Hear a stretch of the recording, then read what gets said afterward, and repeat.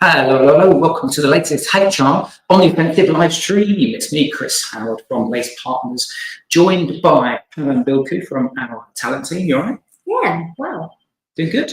Very good. Interested to get into this topic, which if you are listening in or watching in, then you might have seen LinkedIn or whatever it is, we did a little bit of a description talking about this idea of the dream job. Going to be quite a fantastic, or maybe fascinating one today. It's based off of an article which we were reading about maybe a couple of weeks ago in The Independent.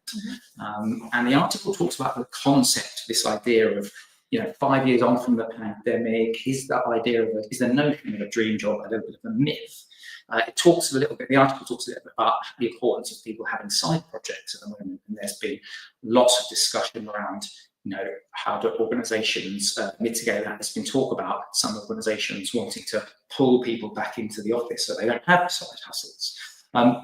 The article also talked a little bit around, is having a job essentially these days just about money? So I guess I wanted to just grab you just for 5 minutes or so to kind of kick this around a little bit and talk to me, give me your thoughts on this idea of the dream job being like, is it a myth? Is it a thing of the past? Does it just not exist?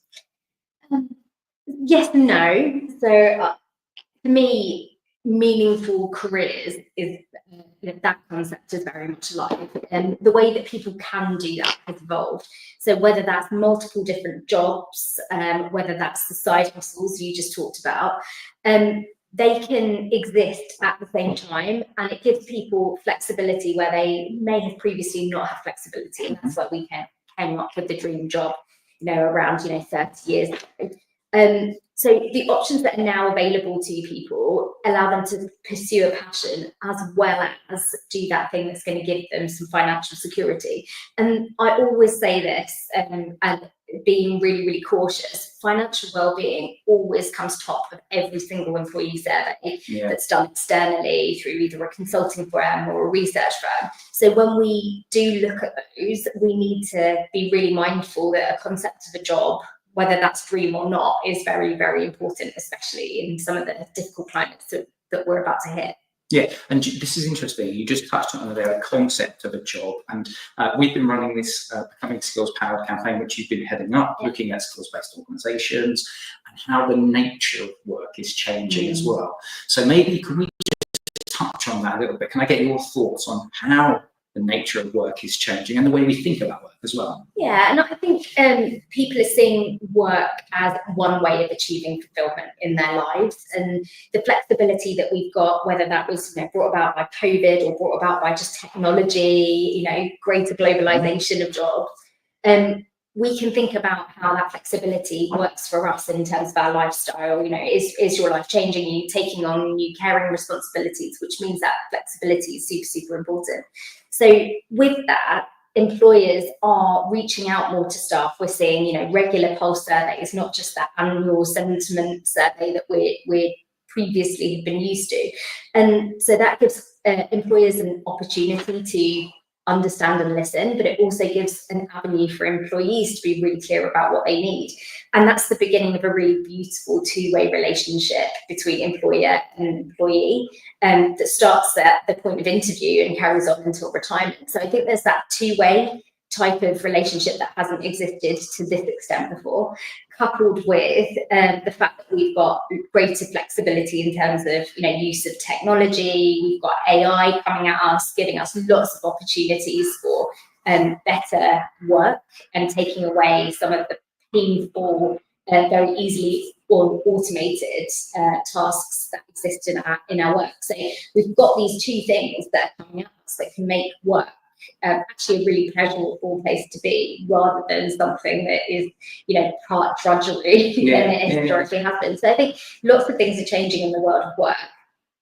Organisations have to capitalise on that thing, and there is investment. When we talk about technology, that is an investment in your people, and not all organisations are taking that step to redefine work. So I want to touch on then the skills-based campaign that we've been talking about, because we're talking there about the nature of work as a whole thing. And maybe if you can just touch on people watching some of the things that we've talked about in that campaign, because I think it's quite fascinating how we're talking about fundamental cultural shifts, aren't we? Because it's now job titles, job functions. It's flipping the mindset and that nature of work into what are the sort of skills that we need as a business. So can you maybe just do a minute or so on the campaign and some of the bits that we talk about? And the reason why we ran this Becoming Skills Powered campaign is to make it super practical and easy to start thinking about skills rather than jobs or job titles and experiences, all of that baggage that we've gone through in the world of work.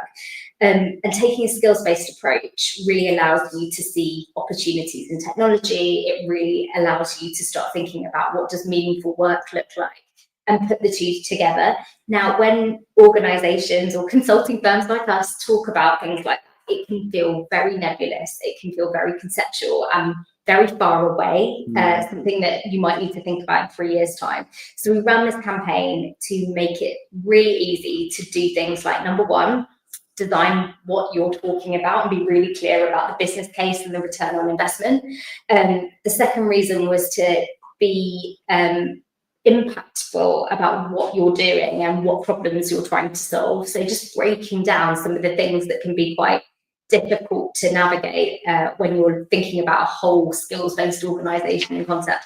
So yeah, as I say, the two words that I would use to sum up our campaign is number one, practical, and number two, it's not a word, but it's a phrase. It's just start somewhere. So that was really the thought behind the campaign. Absolutely love it. And if you want to find out a little bit more about the campaign, if you go to the Lace Partners website, if you click on the initiatives section, there's a campaign section called, it's got the Becoming Skills Powered tab, as well as the previous campaigns that we've run as well around employee experience, around the HR operating model as well. There's a whole raft of different tools and assets and resources that you can access. There's videos, there's podcasts, there's some interesting blogs that we've done about types of work and things like where to start, skill strategy, approaches like that. So hopefully you enjoyed this quick live stream. Interesting topic about the nature of work and this idea of a dream job. But let us know in the comments as well. What's your perspective on what a dream job is? From myself, from Pav, thank you very much for tuning in today, and we'll catch you next time on HR on the Offensive live stream. Bye. Bye.